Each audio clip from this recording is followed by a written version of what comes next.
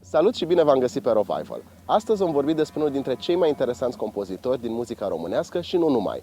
Vom vorbi despre un compozitor care, într-o lume postmodernă, decide să se concentreze pe un caracter non-spectacular al muzicii, fiind mai degrabă interesat de caracterul ei catartic și transformator.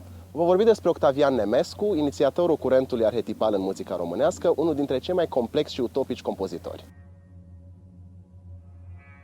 Octavian Nemescu s-a născut în 1940 la Pașcani. A studiat compoziția cu Mihail Jora la București, iar în 1978 devine doctor în muzicologie, avându-l ca îndrumător științific pe Sigismund Toduță. A avut o contribuție decisivă la emanciparea mișcării de avangardă din componistica românească. Noi trăim într-o epocă în care receptorii artistici muzicali, vorbim despre muzică acum, se refugiază în trecut. Anul 1965 a fost un moment foarte liberal în cultura românească și a constituit o adevărată explozie în toate artele. În muzică se afirmă generația lui Tiberiu Olah, Ștefan Niculescu, Aurel Stroie, Anatol Vieru, Miriam Marbe și Cornel Țăranu. Tot în 1965, tânărul Nemescu făcea parte dintre ecologiști, iar una dintre primele sale lucrări în spațiu public, numită Combinații în cercuri, era o alăturare sonoră la o spirală a Oandei Mihuleac pe malul lacului Plumbuita. Nemescu a fost o personalitate aprigă, deschisă spre orizontul profeției, cu viziuni apocaliptice și o atitudine intelectuală intransigentă. Conceptual, muzica sa se desprinde de spectacularul concertului și capătă rol de proces inițiatic în timpul căruia ascultătorul se transformă. Nemescu nu e de acord cu conceptul de cultură de masă. Muzica sa este dedicată inițiaților care trăiesc la etajele superioare ale existenței. Octavian Nemescu rămâne probabil cel mai utopic compozitor român și unul dintre cei mai profunzi gânditori ai noștri. Ne părăsește în 2020, după o viață în care a creat noi concepte în muzica românească, precum muzica imaginară, muzica de altitudine, cum vom vedea în acest video în ciclul Muzica Orelor, și muzica arhetipală. Termenul de muzică arhetipală poate să sune ciudat. Până la urmă, ce e aia muzică arhetipală? Hai să ne gândim la arhetip ca la o curățare, o purificare de orice element străin și o decontextualizare a muzicii de orice influență socială, politică sau geografică pe care ar putea să o aibă. Ajungem astfel la esența muzicii, o esență care este aceeași pentru orice muzică a oricărei culturi de pe acest pământ. Lucrările lui Nemescu devin astfel adevărate ritualuri în care arta revine la funcțiile sale originale străvechi. De fapt, observăm în muzica sa de foarte multe ori formule minimal repetitive, precum în muzicile ritualice din antichitate. Lucrarea cu care Nemescu deschide de fapt curentul arhetipal se numește Concentric și a fost scrisă în 1969. Nemescu privește cultura europeană ca o cultură a neastâmpărului și spune: gata cu viteza asta de dezvoltare, gata cu progresul, vreau să caut elementele perene, elementele care sunt permanente între toate culturile și să le exploatez. Puțin cam cum și Jung a făcut asta la începutul secolului 20, vorbind de arhetipuri în psihanaliză. Jung vorbește de niște tendințe psihice pe care le avem cu toții, indiferent de cultură, așa cum Nemescu caută și el să vorbească despre muzici care sunt permanente, indiferent de cultura în care ne aflăm. Nemescu vorbește despre 3 niveluri arhetipale. Primul, permanențele și esențele veșniciei, fără început și fără sfârșit. Aici încadrăm divinitatea. Urmează apoi permanențele și esențele lungi, natura de la Big Bang la sfârșitul lumii. În cele din urmă, permanențele și esențele scurte sunt arhetipurile culturale.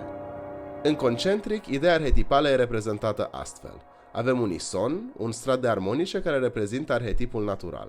Fundamentala e divinitatea și armonicile sunt creațiile sale.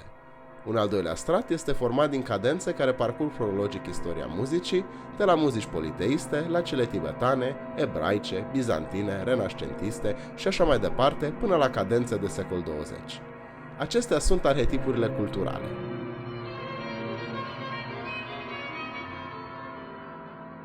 Bun, am vorbit atâta despre divinitate, așa că vine o întrebare logică. Este Nemescu un compozitor religios? Nu cred. Mie mi se pare mai degrabă că un compozitor mistic și cred că cea mai bună lucrare în care observăm asta este ciclul Muzicii Orelor.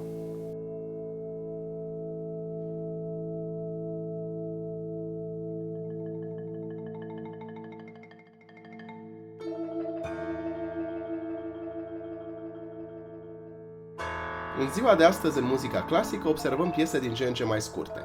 Ei bine, în acest context, Nemescu gândește o muzică care să dureze ore, ba chiar zile. O muzică a zilelor și a nopților. Astfel ia naștere muzica orelor. Dacă luăm de exemplu o sinfonie de Beethoven, aceasta poate să fie cântată oriunde și oricând. Ei bine, Nemescu vrea să revină la calitatea muzicii de dinainte de Renaștere și să o încadreze într-un spațiu ritualic. În ideea sa, acest ciclu este gândit pentru a fi cântat într-o piramidă cu vârful în jos. Se începe cu muzica pentru miezul nopții, cântată la subsol, urmează apoi muzica etajelor 1, 2 și așa mai departe. La ora 12 la prânz, cântarea are loc în vârful piramidei, când lumina este maximă și la fel și numărul de instrumentiști ai ansamblului. Apoi se coboară din nou pe un alt palier până se ajunge din nou la miezul nopții. Toată aceasta este de fapt o deplasare care semnifică călătoria în lumea de dincolo. Nemescu este inspirat de miturile egiptene și de ideea celor 12 ore ale decorporalizării și a celor 12 ore ale revenirii în trup în cazul ritualurilor inițiatice.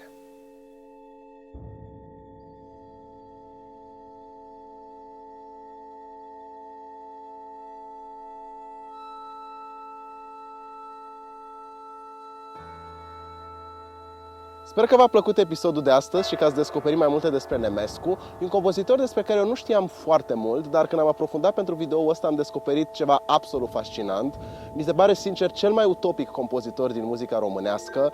Mă gândesc la proiectele sale ca Muzica orelor, de exemplu, ca la niște proiecte ca Mysterium al lui Scriabin sau ciclul de opere ale lui Stockhausen și mi se pare incredibil că în cultura noastră avem pe cineva care a făcut asta. Vă îndemn să ascultați mai mult din muzica lui, vă îndemn să cercetați mai multe despre el, să vedeți că pe lângă faptul că a fost un muzician extraordinar de complex, a fost și un teoretician și un artist cu niște idei absolut revoluționare.